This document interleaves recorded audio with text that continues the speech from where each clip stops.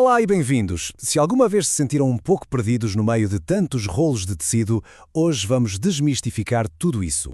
Este vai ser um guia prático pensado para ajudar em qualquer projeto criativo. E é mesmo verdade, não é?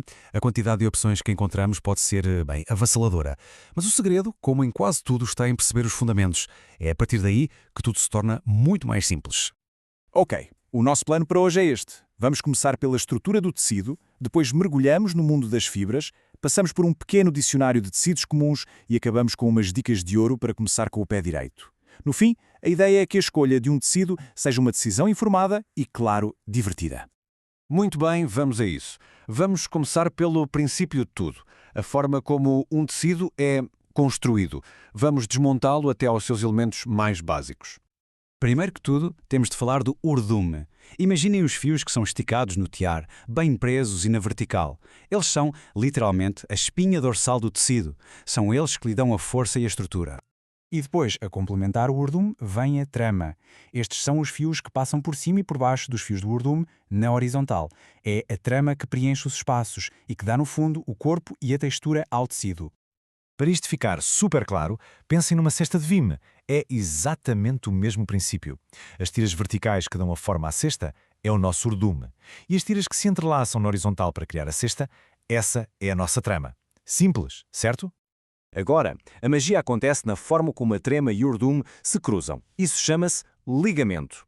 E há três tipos principais. O mais básico é o ligamento tela, um simples, um por cima, um por baixo. É resistente e igual dos dois lados, como a pupilina. Depois, o ligamento sarja, que cria um padrão diagonal.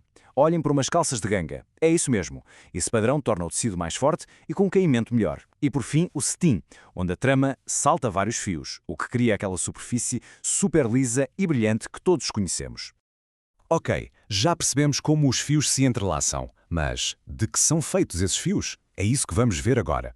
A tecelagem é uma parte, mas os ingredientes, as fibras, são a outra metade da equação. Basicamente, podemos dividir as fibras em dois grandes campos, as naturais e as sintéticas. As naturais vêm, claro, da natureza, plantas como o algodão ou animais como a ovelha. São fantásticas em termos de conforto e respirabilidade. Do outro lado, temos as sintéticas, criadas pelo ser humano, como o poliéster. São super resistentes, não amarrodam facilmente e costumam ser mais em conta. Cada uma tem as suas vantagens e a escolha ideal vai sempre depender do que se pretende fazer.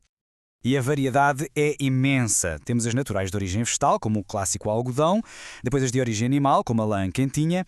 Nas sintéticas temos nomes bem conhecidos como o poliéster e o nylon, e há ainda as semissintéticas, como a viscose, que vem da madeira, mas é processada. E as mistas, claro, que tentam juntar o melhor dos dois mundos, como a suavidade do algodão com a durabilidade do poliéster. Certo, já vimos os ligamentos e as fibras. Então, como é que isto tudo se traduz naqueles rolos de tecido que vemos nas lojas? Vamos criar um pequeno dicionário para nos orientarmos. Vamos começar pelos pesos pesados. O algodão, super macio, respirável, fácil de trabalhar, perfeito para quase tudo. O linho, sinónimo de elegância de verão. É forte, fresco, mas amarota só de olharmos para ele, faz parte do seu charme. A viscose tem um caimento super fluido e cores fantásticas. Um pequeno aviso, tem tendência a encolher. E por fim, o poliéster, o cavalo de batalha. É praticamente indestrutível, não amarrota, não encolhe, ótimo para roupa de desporto. Avançando, temos o jersey. E aqui uma curiosidade, jersey não é um tecido de teia, é uma malha, é por isso que estica tanto. É um material das nossas t-shirts e leggings. Depois, a lã. Não há nada como a lã para nos manter quentes no inverno. É um isolante natural incrível. E para terminar em grande, a seda. Bem, a seda fala por si. É luxo puro, com um brilho e um caimento que mais nenhum tecido consegue imitar. Ok, a parte teórica está arrumada. Agora vamos a duas dicas práticas, daquelas que se calhar ninguém conta no início, mas que fazem toda a diferença. Primeira dica: descobrir qual é o lado direito e o lado do avesso do tecido. Parece uma coisa óbvia, mas acreditem, é um dos erros mais comuns e pode arruinar uma peça. Temos de ter a certeza que a cara bonita do tecido é a que fica para fora. Mas como é que descobrimos? Há uns truques. Nos estampados é fácil. O lado direito tem as cores mais vivas. A orelha, aquela bordinha do tecido, também ajuda. Muitas vezes ela enrola para o lado avesso. E claro, o toque e o olhar. O lado direito pode ser mais brilhante ou ter uma textura mais definida. E na dúvida, escolham um lado e sejam consistentes.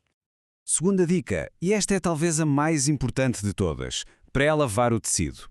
Eu sei. É uma tentação saltar este passo e ir direto para o corte, mas não façam isso. A pré-lavagem é absolutamente crucial. E porquê? Simples. Primeiro, para evitar o encolhimento. Imaginem passar horas a fazer uma peça, para depois ela encolher na primeira lavagem. Um desastre. Também serve para remover o excesso de tinta, evitando que manche outras roupas. E ainda remove químicos do fabrico e amacia o tecido. É fundamental. E o processo não podia ser mais simples. É só lavar e secar o tecido exatamente da mesma forma que planearam fazer com a peça final. Se tiver de encolher, encolhe logo. Depois é só passar a ferro e está pronto para a tesoura. E pronto, com estas bases, aquele labirinto de tecidos de que falamos no início começa a aparecer mais um parque de diversões cheio de possibilidades, não acham? Perceber como tudo funciona, desde a fibra pequenina, passando pela forma como é tecida, até ao acabamento final. É isso que nos dá a confiança para olhar para um projeto e saber exatamente qual o tecido certo para o concretizar. A base está lá. As ferramentas estão na mão. Agora que a planta do projeto está decifrada, a grande questão é: o que é que vai ser criado a seguir?